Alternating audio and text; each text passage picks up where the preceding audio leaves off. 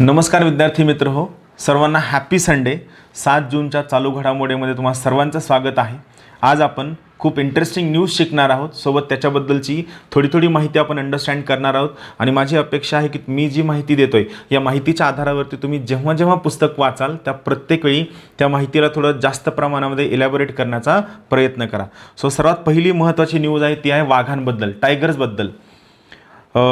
एका नवीन इस्टिमेटनुसार देशामधील वाघांची संख्या वाढलेली आहे व ती सध्या 6% वाढलेली आहे. सगळ्यात महत्त्वाची गोष्ट, वाघ हा आपला सर्वात महत्त्वाचा प्राणी आहे. वाघांच्या संरक्षणासाठी प्रोजेक्ट टायगर नावाची एक प्रकल्प हा 1973ला सुरू करण्यात आला इंदिरा गांधी यांच्या कार्यकाळामध्ये व यासाठी एक महत्त्वाच्या संस्थेची स्थापना करण्यात आली. तिचं नाव आहे नॅशनल टायगर कन्झर्वेशन ऑथॉरिटी. यामध्ये तुम्हाला लक्षात असेल की मागील काही वर्षांपासून वाघांची संख्या कंटिन्युअस कमी होत होती. यामध्ये एका अहवालानुसार 2012 ते 2019 दरम्यान वाघांची सरासरी संख्या वर्षाला सरासरी 94 वाघांचा मृत्यू झाला होता. पण नॅशनल टायगर कन्झर्वेशन ऑथॉरिटीनुसार या 94 वाघांमध्ये 60% मृत्यूचं प्रमाण शिकार नव्हतं, तर इतर वेगवेगळ्या कारणांमुळे यांचा मृत्यू झाला होता हे यामध्ये सांगण्यात आलं होतं. सगळ्यात महत्त्वाची गोष्ट, यातल्या काही फॅक्च्युअल गोष्टी आपण समजून घेऊया. व्याघ्रगणना ही दर 4 वर्षांनी घेतली जाते. याची सुरुवात 2006 साली झाली.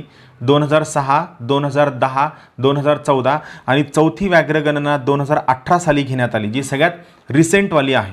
यामध्ये सगळ्यात महत्त्वाची गोष्ट, 2018 साली पहिल्यांदा भारताला व्याघ्रगणना करताना भूतान, नेपाळ आणि बांगलादेश या परकीय देशांनी मदत केली. यामध्ये 2018ला पहिल्यांदा व्याघ्रगणना करत असताना MS ट्राईब्स नावाचं ॲप वापरण्यात आलं. MS ट्राईबचा फुल फॉर्म तुम्हाला विचारला जाऊ शकतो. Monitoring system for tigers intensive protection and ecological status. परत एकदा सांगतो, monitoring system for tigers intensive protection and ecological status नावाचं ॲप 2018ला व्याघ्रगणना करण्यात वापरण्यात आलं. या व्याघ्रगणनेनुसार तुम्हाला अंदाज आला असेल की 2018 साली वाघांची सध्याची संख्या, एकूण संख्या आहे 2967. या ठिकाणी तुम्हाला राज्यवाईज वाघांची संख्या दर्शविण्यात आलेली आहे. यावर सुद्धा प्रश्न विचारला जाऊ शकतो. उत्तराखंडमध्ये सध्या 442 वाघांची संख्या आहे. मध्य प्रदेश ज्या ठिकाणी सर्वात जास्त आहे 526 संख्या आहे. त्यानंतर 2 नंबरला कर्नाटकमध्ये 524 आहेत. महाराष्ट्रामध्ये 312 आहे. तमिळनाडूमध्ये जवळपास एकूण वाघांची संख्या 264 आहे. हे आकडे लक्षात ठेवा. या आकड्यांवरती राज्यसेवा प्रिलिम्स असेल, UPSC प्रिलिम्स असेल किंवा तुमच्या कंबाईनच्या परीक्षा असतील, यामध्ये नक्की प्रश्न विचारला जाऊ शकतो. त्यानंतर वाघांची संख्या 2014च्या म्हणजे तिसऱ्या जनगणनेच्या वेळेस 2226 होती. ही संख्या वाढून 2018च्या जनगणनेमध्ये 2967 झालेली आहे. मगाशी मी सांगितलं त्याप्रमाणे सर्वात जास्त वाघांची संख्या मध्य प्रदेश, त्यानंतर 2 नंबर कर्नाटका आणि 3 नंबर उत्तराखंड या ठिकाणी सर्वात जास्त वाघांची संख्या आहे. महत्त्वाची गोष्ट, मध्य प्रदेशमधील पेंच आणि केरळमधील पेरियार या व्याघ्र संरक्षण प्रकल्पांना बेस्ट मॅनेज सँक्च्युरीज अभयारण्य म्हणून मानांकन देण्यात आलेलं आहे.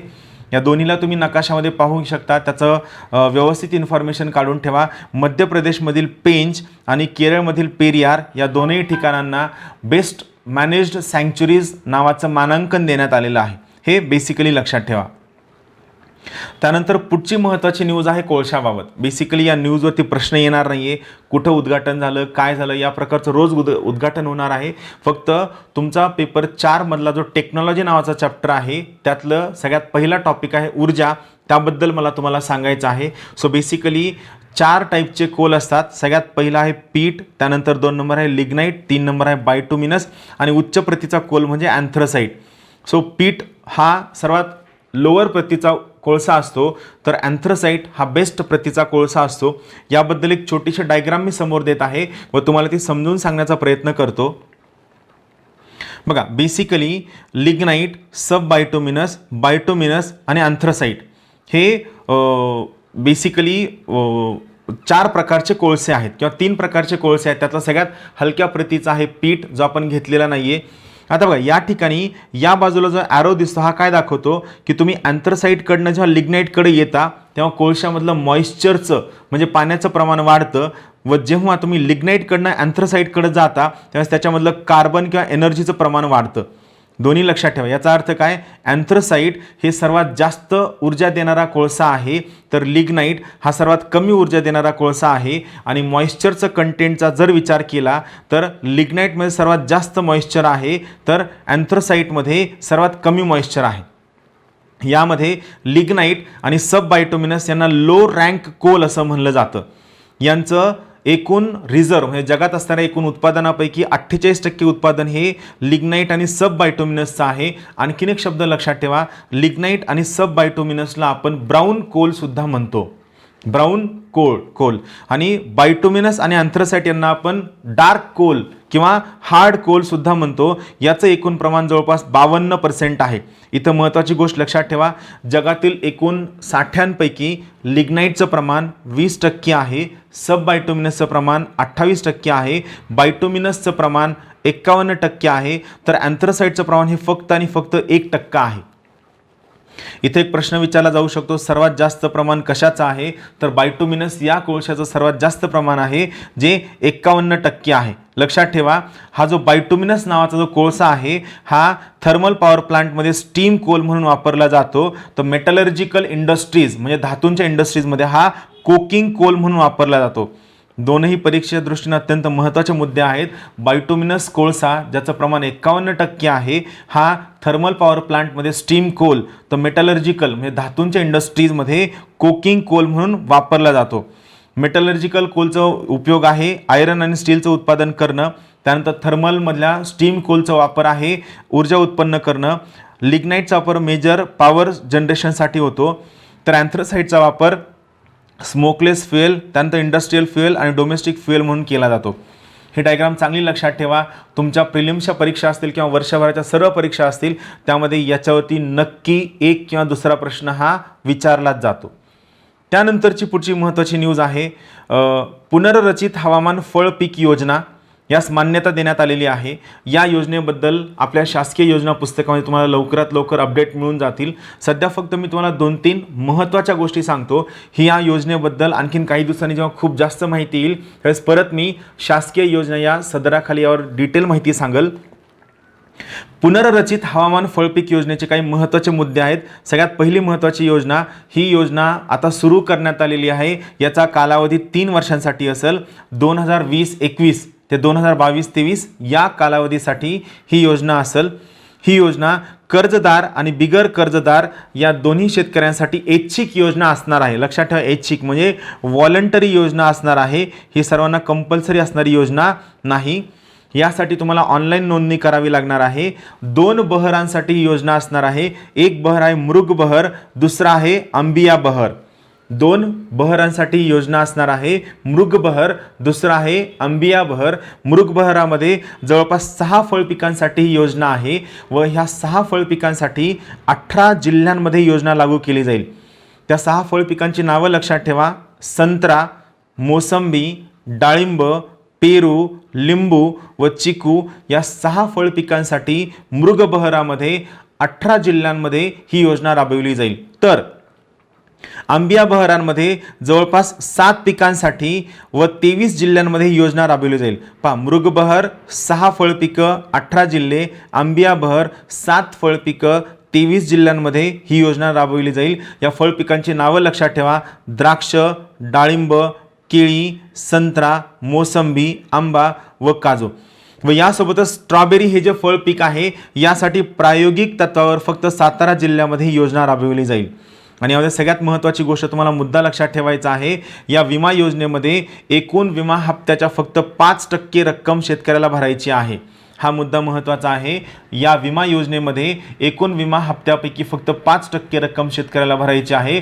तर बाकीचा सर्वच्या सर्व खर्च केंद्र शासन व राज्य शासन हे दोघंजण भरणार आहेत. लक्षात ठेवा, 5% खर्च केंद्र शेतकऱ्याला भरायची आहे व उरलेला सर्व खर्च केंद्र सरकार व राज्य सरकार करणार आहे. यात आणखीन एक महत्त्वाची गोष्ट, केंद्र व राज्य यांच्यापैकी जास्त अनुदानाचा वाटा हा राज्याला भरायचा आहे, केंद्राला नाही. याबद्दल जेव्हा खूप जास्त माहिती मिळेल त्यावेळेस मी याचे एक डायग्राम काढून तुम्हाला हे परत एकदा शिकवल. फक्त हे लक्षात ठेवा, या योजनेला परत एकदा सुरुवात करण्यात आलेली आहे व यासाठी कृषी मंत्र्यांनी आवाहन केलेलं आहे की फळ पिकांचं उत्पादन करणाऱ्या शेतकऱ्यांनी लवकरात लवकर ऑनलाईन नाव नोंदणी करावी, जेणेकरून त्यांना अडचणीच्या काळामध्ये फायदा घेता येऊ शकतो. त्यानंतरची पुढची महत्त्वाची न्यूज आहे राष्ट्रपिता म्हणजे महात्मा गांधींबद्दल. आज 7 जून याच दिवशी 1893 साली महात्मा गांधी जेव्हा प्रिटोरियाला प्रवास करत होते व त्यांच्याकडे फर्स्ट क्लासचं तिकीट होतं, फर्स्ट क्लासचं तिकीट असतानाही त्यांना ट्रेनमधनं मागच्या डब्यामध्ये जाण्यास सांगण्यात आलं होतं व त्यांचं सामान त्या फर्स्ट क्लासच्या डब्यामध्ये उचलून खाली फेकण्यात आलं होतं व तिथून महात्मा गांधींच्या प्रवासाला सुरुवात झाली होती. सो हा आज तो दिवस आहे, आपण हे समजून घेऊया व याबद्दल खूप महत्त्वाची इन्फॉर्मेशन तुम्हाला सांगणार आहे. फॅक्च्युअल आहे, फक्त लक्षात ठेवण्याचा प्रयत्न करा. सगळ्यात पहिली महत्त्वाची गोष्ट, महात्मा गांधी यांनी 1893 ते 1914 या साली दक्षिण आफ्रिकेमध्ये अटर्नी व सोबतच सामाजिक कार्यामध्ये कामकाज केलं. अटर्नी म्हणजे ते त्या ठिकाणी ॲज अ वकील म्हणून काम करायचे. ही जी घटना घडली त्यांना डब्यामधनं बाहेर हाकलण्याची, ही घटना 7 जून 1893 साली प्रिटोरियाला प्रवास करताना घडली. सगळ्यात महत्त्वाची गोष्ट, ही घटना घडल्यानंतर त्यांनी 1894ला नाताळ इंडियन काँग्रेसची स्थापना केली. इन्फॉर्मेटिव्ह आहे, मी ॲनालिसिस करणार नाही, हे मुद्दे फक्त पाठ करण्याचा प्रयत्न करा. 1894 साली त्यांनी नाताळ इंडियन काँग्रेसची स्थापना केली. त्यानंतर 1896ला ते भारतामध्ये परत आले व त्यांनी परत जाताना सोबत 1800 भारतीय लोकांना दक्षिण आफ्रिकेमध्ये काम करण्यासाठी स्वतःसोबत घेऊन गेले.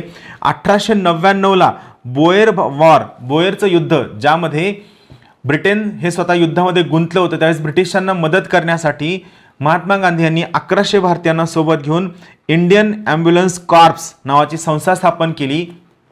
पण या संस्थेमध्ये ब्रिटिशांना मदत करत असताना ब्रिटिशांकडनंच त्यांना सापत्न वागणूक व भेदभावाची वागणूक देण्यात आली. 1899 लक्षात ठेवा, 1899ला बोयर युद्धाच्या काळात त्यांनी इंडियन ॲम्ब्युलन्स कॉर्प्स नावाची संस्था स्थापन केली. त्यानंतर जॉन रस्किन यांनी लिहिलेले खूप सुंदर पुस्तक आहे unto this last. John Ruskin यांच्या अनटू धिस लास्ट या पुस्तकावरून प्रेरणा घेऊन त्यांनी डर्बन या ठिकाणी सगळ्यात पहिला फार्म म्हणजे फिनिक्स फार्मची स्थापना केली. परत एकदा सांगतो, जॉन रस्किन यांच्या अनटू धिस लास्ट नावाच्या पुस्तकावरून प्रेरणा घेऊन त्यांनी डर्बन या ठिकाणी त्यांचा पहिला फार्म स्थापन केला. तो फार्म आहे फिनिक्स फार्म. हे बेसिकली लक्षात ठेवा, फिनिक्स फार्मला सत्याग्रहाचं जन्मस्थान मानलं जातं. अत्यंत महत्त्वाचं बीट आहे, लक्षात ठेवा. फिनिक्स फार्म, सत्याग्रह जे महात्मा गांधींचं अत्यंत महत्त्वाचं अस्त्र होतं, तर फिनिक्स फार्मला सत्याग्रहाचं जन्मस्थान मानलं जातं. पण सत्याग्रहाचा ॲज अ हत्यार किंवा ॲज अ वेपन म्हणून जो ॲक्च्युअल वापर झाला तो टॉलस्टॉय फार्ममध्ये महात्मा गांधींनी वापर करायला सुरू केला. लक्षात ठेवा, सत्याग्रहाचा वेपन म्हणून वापर त्यांनी टॉलस्टॉय फार्ममध्ये सुरू केला. सप्टेंबर 1906ला महात्मा गांधींनी पहिला सत्याग्रह केला. सप्टेंबर 1906ला महात्मा गांधींनी पहिला सत्याग्रह केला. हा सत्याग्रह ट्रान्सवाल एशियाटिक ऑर्डिनन्स या कायद्याच्या विरोधात केला गेला होता. हा कायदा भारतीयांच्या विरोधात होता, म्हणून महात्मा गांधींनी या कायद्याला विरोध केला. ट्रान्सवाल एशियाटिक ऑर्डिनन्सला त्यांनी विरोध केला. त्यानंतर जून 1907 साली त्यांनी दुसरा सत्याग्रह केला. हा सत्याग्रह ब्लॅक ॲक्टच्या विरोधात होता. लक्षात ठेवा, जून 1907ला दुसरा सत्याग्रह केला. हा सत्याग्रह ब्लॅक ॲक्टच्या विरोधामध्ये होता. यानंतरची पुढची महत्त्वाची न्यूज आहे कोरोना स्वॅबसाठी पॉलिमर धाग्यांचे स्वदेशी साधन. बेसिकली तुम्हाला माहीत असेल की कोरोनाची चाचणी करण्यासाठी तुमच्या नाकातील द्रव त्या कापसाच्या बोळ्यामार्फत, ज्याला आपण स्वॅब असं म्हणतो, खूप लोकांना गैरसमज आहे. स्वॅब म्हणजे नाकातून आणि घशातून गोळा केलेलं पाणी नाही. स्वॅब म्हणजे ज्या कापसाच्या किंवा ज्या ॲब्झॉर्ब करणाऱ्या साधनांच्या सहाय्यानं तुमच्या नाकातील व घशातील पाणी गोळा केलं जातं, त्या साधनाला स्वॅब असं म्हणतं. तर सध्या जे स्वॅब आपण वापरतो यांचा तुटवडा आहे, शॉर्टेज आहे, महाग आहेत व हे थोडे खर्चिक आहेत. यामुळं महाराष्ट्रातील पुणे येथील नॅशनल केमिकल लॅबोरेटरीने पॉलिमर धाग्याच्या सहाय्यानं अत्यंत स्वस्त असं स्वॅब बनवलेलं आहे, ज्यामार्फत आपण खूप स्वस्तामध्ये हे स्वॅब गोळा करू शकतो. कारण या स्वॅबच्या आधारावरती कोरोनाची चाचणी करणं सोपं जातं. याला आपण नॅसोफॅरिंगल स्वॅब असं म्हणतो. नॅसोफॅरिंगल, फॅरिंग म्हणजे तुमचा घसा, नॅसो म्हणजे नाक. तर नॅसोफॅरिंगल स्वॅबच्या सहाय्यानं आपण हे गोळा करतो. दररोज 1 लाख NP स्वॅबची निर्मिती केली जाईल असं या लॅबोरेटरीचं उद्दिष्ट आहे. या नॅसोफॅरिंगल स्वॅबची निर्मिती रोज 1,00,000 केली जाईल, हा यांचा उद्दिष्ट आहे. आपण नॅशनल केमिकल लॅबोरेटरीबद्दल एक शॉर्टमध्ये पाहूया. सगळ्यात महत्त्वाची गोष्ट, नॅशनल केमिकल लॅबोरेटरीची स्थापना 1950 साली झाली. नॅशनल केमिकल लॅबोरेटरी ही CSIRच्या अंतर्गत येते. नॅशनल केमिकल लॅबोरेटरी पुणे येथे आहे. CSIRचा फुल फॉर्म आहे council for scientific and industrial research. हे दोन्ही त्यांचे लोगो आहेत. HRD HR या टॉपिकमध्ये तुमचा महत्त्वाचा मुद्दा आहे. नॅशनल केमिकल लॅबोरेटरी आणि CSIR म्हणजे council for scientific and industrial research याबद्दल चांगली माहिती गोळा करा. यावरती प्रश्न येऊ शकतो. परत एकदा सांगतो, नॅशनल केमिकल लॅबोरेटरी आणि council for scientific and industrial रिसर्चबद्दल चांगली माहिती गोळा करा. त्यानंतर पुढची महत्त्वाची न्यूज आहे, दक्षिण आशियात दाट वस्तीच्या देशांमध्ये कोरोना संसर्गाची स्फोटक स्थिती होऊ शकते, हे डोनाल्ड ट्रम्प यांनी म्हणलेलं आहे. बेसिकली ट्रम्पवर जेव्हा टीका झाली त्यावेळेस त्यांनी सांगितलं की दक्षिण आशियामधल्या खूप सगळ्या देशांनी टेस्ट न केल्यामुळे त्यांची संख्या कमी दिसते. जर त्यांनी आपल्या एवढ्या टेस्ट केल्या म्हणजे अमेरिके एवढ्या टेस्ट केल्या तर भारतामध्ये खूप जास्त पॉझिटिव्ह पेशंट असू शकतात, असं ट्रम्प यांचं म्हणणं आहे. आपल्यासाठी परीक्षेच्या सोयीने एक महत्त्वाचा मुद्दा आहे. वर्ल्ड हेल्थ ऑर्गनायझेशनच्या अध्यक्षांनुसार भारतामधील जे आयुष्मान नावाची जी स्कीम आहे, आयुष्मान भारत नावाची, या स्कीमच्या आधारावरती गरिबांना कोरोनाच्या संकटामधनं खूप चांगली मदत होऊ शकते. सो तुमच्यासाठी महत्त्वाचं आहे, आयुष्मान भारत नावाची योजना चांगल्या पद्धतीनं पाठ करा. मी समोरच्या स्लाईडमध्ये आयुष्मान भारतबद्दल एक थोडक्यात माहिती सांगणार आहे. महत्त्वाची गोष्ट, आयुष्मान भारत योजना जी आहे या योजनेलाच आपण प्रधानमंत्री जन आरोग्य योजना सुद्धा म्हणतो. याची सुरुवात 23 सप्टेंबर 2018 साली रांची झारखंड येथे झाली. याचा उद्देश आहे 50 करोड लोकांना दरवर्षी 5 लाख रुपये प्रति फॅमिली या सोयीनं आरोग्य खर्च सरकार देणार आहे. 50 करोड लोकांना 5 लाख रुपये प्रति फॅमिली या सोयीनं कॅशलेस बेनिफिट सरकार स्वतः देणार आहे. ही जगातील सर्वात मोठी आरोग्याची योजना आहे. सरकारमार्फत मदत केली जाणारी सुद्धा ही जगातील सर्वात मोठी हेल्थ स्कीम आहे. याच्याबद्दल डिटेल माहिती तुम्ही नेटवरून सर्च करून वाचू शकता. सोबतच या योजनेबद्दल सर्व माहिती ज्ञानदीपच्या शासकीय योजना या पुस्तकामध्ये तुम्हाला अवेलेबल होईल. त्यानंतर पुढची महत्त्वाचं आहे, राज्यात मान्सून 2 दिवस उशिरा येणार आहे. हे चालूच असं, फक्त तुम्हाला थोडक्यात मला इंडियन मेट्रोलॉजिकल डिपार्टमेंटबद्दल 4 ओळी सांगायच्या आहेत. हा इंडियन मेट्रोलॉजिकल डिपार्टमेंटचा लोगो आहे, चांगला पाठ करा. आदित्यात जायते वृष्टी हा यांचा मोटो आहे, हा पाठ करा. आदित्यात जायते वृष्टी, परत एकदा लक्षात ठेवा, आदित्यात जायते वृष्टी हा इंडियन मेट्रोलॉजिकल डिपार्टमेंटचा लोगो आहे. याच्याबद्दल थोडक्यात माहिती अशी, इंडियन मेट्रोलॉजिकल डिपार्टमेंटची स्थापना 1875 साली झाली, नवी दिल्लीमध्ये झालेली आहे. इथं मी याचे सध्याचे हेड कोण आहेत त्यांचं नाव का दिलं नाही, कारण तुमची परीक्षा आल्यानंतर ती इन्फॉर्मेशन चेंज होत जाते. सो ती तुम्ही करंट इव्हेंटला लिंक करावी. माझं म्हणणं आहे की याच्या ज्या पॉवर पॉईंट प्रेझेंटेशन आपल्या टेलिग्राम चॅनलला असतं, हे परमनंट तुमच्याकडे इन्फॉर्मेशनचा सोर्स असावा, म्हणून डायनॅमिक गोष्टी मी इथं देत नाही आहे ज्या तुम्हाला नेटवर स्वतः शोधायच्या आहेत. व इंडियन मेट्रोलॉजिकल डिपार्टमेंटचं पॅरेंट डिपार्टमेंट म्हणजे ज्याच्या अंडर IMD काम करतं ते आहे मिनिस्ट्री ऑफ अर्थ सायन्सेस. लक्षात ठेवा, मिनिस्ट्री ऑफ अर्थ सायन्सेसचा लोगो शोधून ठेवा, त्यावर प्रश्न येऊ शकतो. IMD हे मिनिस्ट्री ऑफ अर्थ सायन्सेसच्या अंतर्गत काम करतं. त्यानंतरची पुढची महत्त्वाची न्यूज आहे, राज्याला 9,000 कोटींचा GSTचा फटका बसू शकतो. हे अर्थव्यवस्थेमध्ये आहे. याबद्दल आपण लवकरात लवकर एक चांगलं PPT बनवून ह्या सर्व गोष्टी समजून घेणार आहोत की कोरोनाचा आपल्या पूर्ण अर्थव्यवस्थेवर काय परिणाम होणार आहे. हा जनरल अवेअरनेसचं लेक्चर असणार आहे, त्यामध्ये मी तुम्हाला हे सगळं सांगेल. फक्त हा आकडा सहज लक्षात ठेवा की सध्याच्या कंडिशनला राज्य सरकारला 9,000 कोटींचा GSTचा फटका बसलेला आहे. त्यानंतरची पुढची महत्त्वाची न्यूज आहे, राज्यपाल नियुक्त आमदारांची मुदत संपुष्टात येत आहे.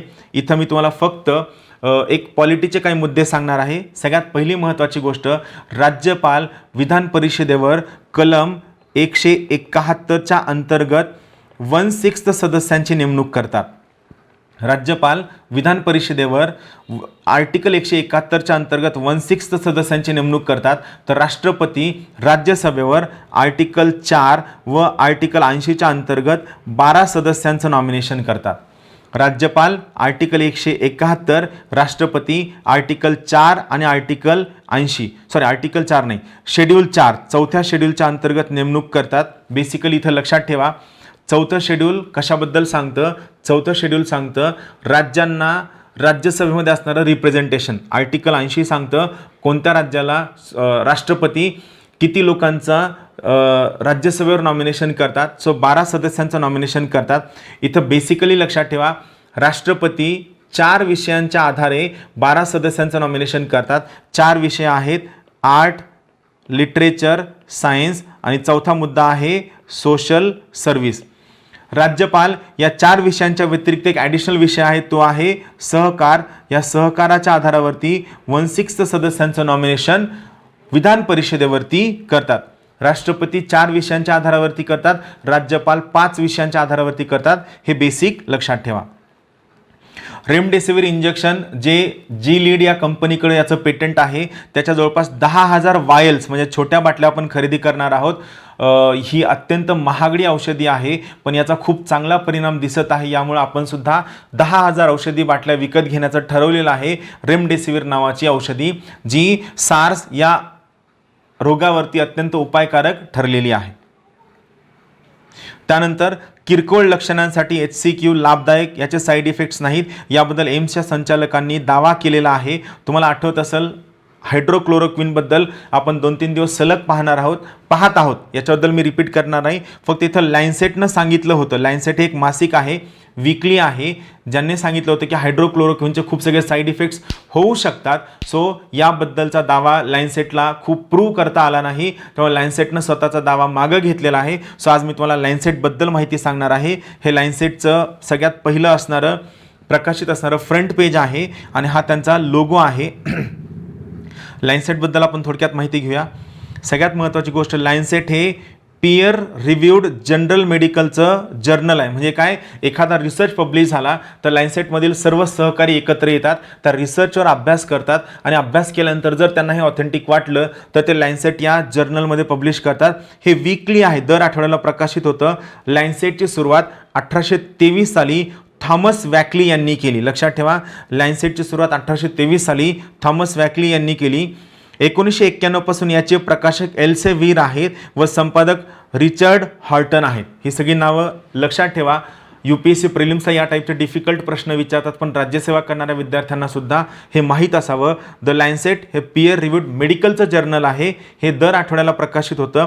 1823ला सुरुवात झाली, थॉमस वॅकली यांनी सुरुवात केली. सध्या याचे प्रकाशक एल्सेव्हिर आहे 1991 पासून व संपादक हे रिचर्ड हॉर्टन आहेत. हे लक्षात ठेवा. आपण प्लाझ्मा थेरपीवरती डिटेल्ड लेक्चर घेणार आहोत. उद्या तुम्हाला संध्याकाळपर्यंत प्लाझ्मा थेरपीवरती एक सोपं 8 ते 9 मिनिटांचं लेक्चर मिळणार आहे. फक्त काय की प्लाझ्मा थेरपी खूप मोठ्या प्रमाणात यशस्वी ठरत आहे, याच्याबद्दल ही आनंदाची बाब आहे. हळूहळू कोरोनावर आपण मात करतोय, आपण जिंकायला सुरू केलंय, हे सर्व गोष्टी दर्शवितात. Thank you very much.